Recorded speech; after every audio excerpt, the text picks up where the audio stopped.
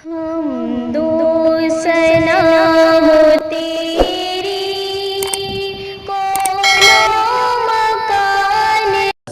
علیکم ورحمۃ اللہ وبرکاتہ۔ سامعین کرام، امید ہے کہ آپ بخیر ہوں گے۔ میں ابرار الحق قاسمی ایک مرتبہ پھر آپ کی خدمت میں حاضر ہوا ہوں اپنے ایک معزز اور مکرم مہمان جناب مفتی مناظر حسین قاسمی مدظ اللہ علی کے ساتھ، جن سے ہم جنات کے حالات اور انسان کے اوپر وہ حاوی ہوتے ہیں اس کے بارے میں چند سوالات پوچھیں گے، اور ہم اور آپ ان کے جوابات سنیں گے اور اس سے بچنے کی کوشش کریں گے، ان کے نقصانات کو جانیں گے۔ تو چلیے ہم حضرت سے براہ راست مخاطب ہوتے ہیں اور اپنی بات کو آگے بڑھاتے ہیں اور حضرت سے سوالات پوچھتے ہیں۔ تو مفتی صاحب السلام علیکم ورحمۃ اللہ وبرکاتہ۔ وعلیکم السلام ورحمۃ اللہ وبرکاتہ۔ بخیر ہوں گے الحمدللہ۔ تو حضرت ہمارے کچھ سوالات ہیں جو ہمارے ناظرین کی طرف سے یہ کیا گیا ہے، ان کو ان کا جوابات جاننا ہے، تو ہم ان کے سوال لے کر آپ کے پاس آئے ہیں اور آپ سے ہم ان کا جوابات جاننا چاہیں گے۔ تو سب سے پہلے ہم یہ جاننا چاہتے ہیں کہ یہ جنات جو ہے ان کے اثرات، یعنی جنات کے اثرات جب کسی انسان کے اوپر ہو جاتا ہے، مریض کے اوپر، تو اس سے وہ جو بے ہوش ہو جاتا ہے، تو یہ بے ہوش کیوں ہو جاتا ہے جنات کے اثرات سے انسان؟ حمد و ثنا ہے اس پاک پروردگار کے لیے جس کے قبضہ قدرت میں ہماری اور آپ سب کی جان ہے۔ مولانا آپ نے سوال کیا کہ کیا جنات کے اثرات جب انسان کے اوپر ہوتے ہیں یا جنات انسان پہ جب حاضر ہو جاتا ہے، حاوی ہو جاتا ہے، تو کیا انسان اس سے بے ہوش بھی ہو جاتا ہے؟ تو مولانا کئی کیسز میں دیکھا گیا ہے، کئی مرتبہ، کہ جنات کے حاضر ہونے، جنات کے داخل ہونے یا جنات کے اثرات سے انسان بے ہوش ہو جاتا ہے۔ میں نے کہا تھا کہ کبھی کبھی جنات جو انسان پہ داخل ہوتے ہیں، آگے والے ویڈیو میں بتایا تھا کہ کبھی کبھی جو انسان پر داخل ہوتا ہے تو وہ دشمنی میں بھی داخل ہوتا ہے۔ وہ کیا کہ کوئی سوراخ میں پیشاب کر دیا، یا اوپر سے گندا پانی پھینک دیا، یا تھوک دیا، یا کچھ اس طرح کی چیزیں ہو گئی جو ان کو پسند نہیں آئی، تو وہ اس وقت سے دشمنی اختیار کر لیتا ہے اور اس کو وہ طرح طرح سے پریشان کرتا ہے۔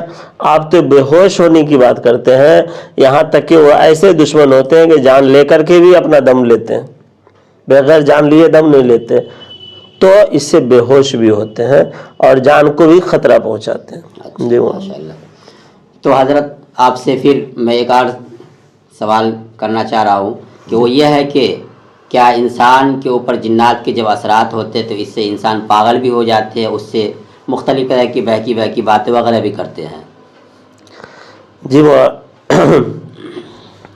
چونکہ میں نے بتایا تھا کہ جنات میں سے یہ ہمزاد کے معاملے میں نے بتایا تھا کہ انسان کے ساتھ اللہ تبارک و تعالیٰ ایک فرشتے کو پیدا فرماتے ہیں اور ایک شیطان کو پیدا فرماتے ہیں۔ تو شیطان جو ہوتا ہے انسان کے ساتھ جو ہوتا ہے، تو وہ انسان کیا کرتا ہے کیا نہیں کرتا ہے ان چیزوں کو وہ دیکھتا رہتا ہے اور ان چیزوں کو کلیکٹ کرتا ہے، دیکھتا ہے اور اس کو وصول کرتا ہے۔ اسی میں سے ایک وسواس ہوتا ہے، ایک جنات ہے نا، جو انسانوں کے دماغ میں جو ہے وسوسے ڈالتا ہے، وہ جو ہمزاد ہوتا ہے اس کو وسواس کہتے ہیں، ہے نا، جو انسان کے ساتھ ہی پیدا ہوتا ہے۔ اور اس پر اللہ کے رسول کی حدیث کا میں نے حوالہ بھی دیا تھا۔ تو یہ وسواس جو ہے انسان کو وسوسہ ڈالتا رہتا ہے۔ وہ جب بہت زیادہ انسان کا دشمن بنتا ہے یا دوسرے شیطان خبیث اس کے اوپر جب اثر انداز ہوتے ہیں، اثر کرتے ہیں، تو اس کے دماغ میں طرح طرح کے خرافات ڈال کر کے نگیٹو تھاٹس، الٹے خیالات، غلط خیالات اس کے دماغ میں اتنے چلاتے ہیں کہ ہر دم انسان اسی میں کھویا رہتا ہے۔ جب کھویا رہتا ہے تو انسان کی کیفیت پاگل کی جیسی ہو جاتی ہے۔ یا کبھی کبھی ایسا ہوتا ہے کہ انسان کے رشتہ دار میں یا دوست اعزا و اقربا میں کسی کا اچانک انتقال ہو گیا مان لیا جائے، یا اس کو ہارٹ اٹیک ہو گیا اچانک، وہ ٹھیک ٹھاک تھا، یا کسی طریقے سے برین ہمریج ہو گیا، تو اب وہ شیطان کیا کرتا ہے، اس کو لا کر کے ڈالتا ہے، دیکھ اس کو ایسا ہو گیا تھا، تیرے نہ ایسا ہو جائے۔ اب ہمیشہ اس کے خیال میں رہے گا، تو جیسے ہی اس کا خیال آئے گا اس پہ زیادہ چنتن کرے گا، اس پہ زیادہ جو اپنے آپ کو فوکس کرے گا، نگیٹو تھاٹس لائے گا، تو اس کو ایک اٹیک آئے گا، جو ڈاکٹر کی زبان میں اس کو کہتے ہیں پینک اٹیک آئے گا، تو آدمی کی گھبراہٹ، پلپیٹیشن بڑھ جاتا ہے، اور اس کا ہارٹ بیٹ بڑھ جاتا ہے، اس کا اس وقت جو ہے آپ دیکھیں گے تو بی پی بھی، بلڈ پریشر بڑھا جاتا ہے، تو آپ پسینے ہو جاتا ہے۔ تو ڈاکٹر کے یہاں گیا تو ہارٹ وغیرہ کا چیک کرایا تو کچھ نہیں ہوتا، وہ نارمل ہو جاتا۔ تو یہی ہے کہ شیطان اس کے پچھلے، وہ اس کے مستقبل گزرے ہوئے جو ہے کچھ حالات کو ہمیشہ یاد دلاتا رہتا، اس کے دماغ پہ ڈالتا رہتا، وسا ڈالتا، اس کو ڈال کر کے اس کو بے چین کرتا رہتا، تو اس طرح کی کیفیت ہوتی ہے۔ تو اسی میں جو ہے انسان ڈپریشن میں جاتا رہتا ہے، ڈپریشن میں جا کر کے اس کو ایک انزائٹی کی بھی صورت ہو جاتی ہے، وہی سب خیال آتا ہے، پھر بے چین پریشان ہو جاتا ہے۔ ماشاءاللہ، شاید آپ سے معلوم ہوا کہ وہ جنات کی وجہ سے آدمی کبھی پاگل بھی ہو جاتا ہے اور مختلف طرح کی حرکات بھی کرتے ہیں۔ تو ہم یہ جاننا چاہتے ہیں کہ بہت بار دیکھنے میں آیا ہے کہ انسان ایک دوسرے پر جادو کر دیتا ہے، کبھی دشمنی میں، حسد میں، کینہ میں، تو کیا جنات بھی انسان کے اوپر جادو کرتا ہے؟ جی مولانا، جس طرح سے انسان جادوگر ہوتے ہیں، ساحر ہوتے ہیں، سحر کرتے ہیں، اللہ کے رسول صلی اللہ علیہ وسلم پر بھی سحر کیا گیا، اس کے بارے میں نے بہت طویل بتایا ہے، ویڈیو میں ہے یوٹیوب پر، اس میں دیکھا جا سکتا ہے کہ اللہ کے رسول پر جو جادو کیا تھا لبید بن عاصم نے، جو ہے ان کی بیٹیوں نے، اس کے بارے میں نے تفصیلی گفتگو کیا ہے۔ تو انسان بھی جو جادوگر ہوتے ہیں، اور جن شیاطین خبیث بھی جادوگر ہوتے ہیں، یہ مسلم ہے، انسان کے طرف سے بھی جادو ہوتا ہے اور جنات کی طرف سے بھی جادو ہوتا ہے۔ ماشاءاللہ۔ اچھا، اس کے بعد یہ ہم جاننا چاہتے ہیں آپ سے کہ کسی انسان کے اوپر جب جنات حاوی ہوتا ہے، آ جاتا ہے، تو لوگ اس کو لے جاتے ہیں کسی عالم کے پاس، کسی مولانا جاننے والے کے پاس، وہ جاتے ہیں تو اس کے اوپر پڑھ کے دم کرتے ہیں، اس کو مارتے پیٹتے ہیں بھگانے کے لیے۔ تو کیا جب جنات اس کے اوپر سے اتر جاتا ہے، اس کو چھوڑ دیتا ہے، تو اس کے بعد کیا اس کے اوپر اس کا اثر ہوتا ہے، مار کا درد کا احساس ہوتا ہے یا نہیں ہوتا ہے؟ جی مولانا، یہ بھی سوال آپ کا بہت قابل قبول سوال ہے کہ کسی کے اوپر عاصب حاضر ہے، جنات حاضر ہے، اس کے اوپر حاوی ہے، اور وہ کچھ بتا رہا ہے، بول رہا ہے، لوگ کہتے ہیں کہ تم چلے جاؤ، بھاگ جاؤ، کہتا میں نہیں جاؤں گا، اسی کے ساتھ رہوں گا۔ تو بسا اوقات کچھ عامل ایسے ہوتے ہیں، یا کچھ مولانا وغیرہ جن کے پاس لے جایا جاتا ہے، تو وہ کیا کرتے ہیں، ان کو مارتے ہیں۔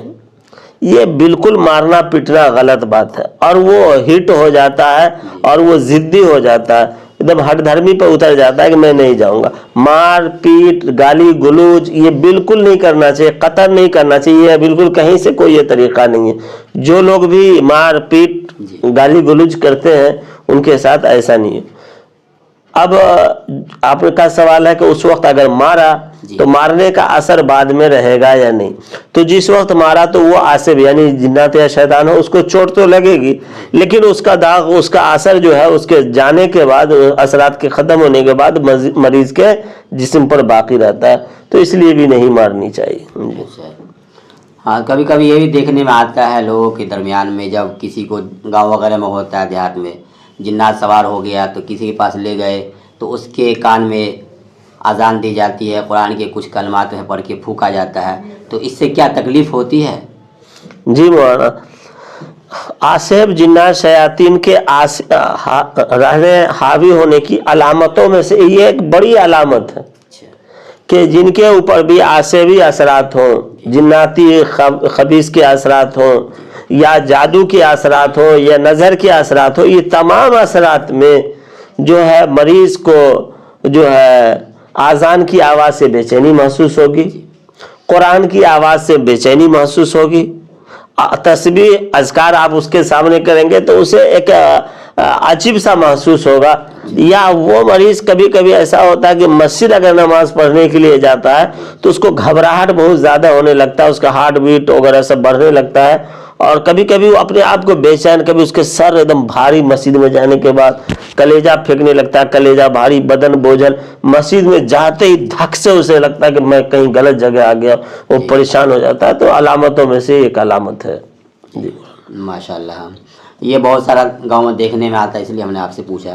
اور اس کے بعد یہ بھی ہوتا ہے کبھی کبھی کہ اس کو دم کرنے کے بعد کچھ تیل وغیرہ ہوتا ہے جو اس میں کان میں ڈالا جاتا ہے. جی تو کیا یہ درست ہے؟ جی مولانا, یہ بھی بہت غلط بات ہے, اور بہت جگہ سے سننے کو بھی ملا ہے کہ کسی کے اوپر عاصب کا اثر, جنات کا اثر ہو جاتا ہے, شیطان وغیرہ کا, تو اس کے کان میں لوگ تیل ڈالتے ہیں, کان میں تیل ڈال کر کے اس کو دابتے ہیں, پکڑتے پکڑو. تو یہ بالکل غلط ہے. یہ بھگانے کا, اس کو ہٹانے کا, اس کو اس کے بدن سے نیچے کرنے کا, الگ کرنے کا, یہ بالکل کہیں کوئی طریقہ نہیں ہے. کان میں تیل ڈال کر کے, کان میں انگلی ڈال کے, ہو سکتا ہے کہ ناخن کسی کا بڑا ہو, انفیکشن ہو سکتا ہے, تو اور اس میں کہتے ہیں کہ پکڑنے کے لیے. تو اکثر و بیشتر خاتون کے ساتھ زیادہ معاملہ یہ ہوتا ہے, اس کے بدن پہ جو ہے کبھی کبھی عاشق جن بھی حاضر ہو جاتے ہیں جو ضدی ہوتے ہیں, ہٹتے نہیں ہیں, تو وہ مولوی لوگ کیا بولتے ہیں, پکڑو. پکڑنے میں جو ہے نوجوان لڑکے, جوان مرد وغیرہ ہوتے ہیں تو وہ پکڑتے ہیں, تو یہ غیر محرم ہے. غیر محرم سے بے حرمتی ہوگی, اور یہ طریقہ نہیں. اس کے ساتھ جو اللہ والے ہیں, بڑے عامل ہیں, جو اس چیز کا تجربہ رکھتے ہیں, ان کے پاس جائے. تو بغیر کان میں تیل ڈالے ہوئے, کان میں تیل ڈالنے کا طریقہ غلط ہے, لوگوں سے پکڑوانے کا طریقہ غلط ہے, مار پیٹ کرنا غلط ہے, چوٹی پکڑنا غلط ہے, یہ ساری چیزوں کو کرنا غلط ہے. ان چیزوں سے یہ اور بھی ڈھٹ ہو جاتے ہیں, بھاگتے نہیں ہیں. ان کے بھگانے کا طریقہ ایک الگ ہے, جو کبھی میں بتاؤں گا کہ جناتوں کو بھگانے کا طریقہ, جناتوں کو چھوڑانے کا طریقہ, انسان کے جسم سے نکالنے کا طریقہ کیا ہے, جب اس طریقے کو میں بتاؤں گا تو انشاءاللہ ضرور اس پہ بات ہوگی.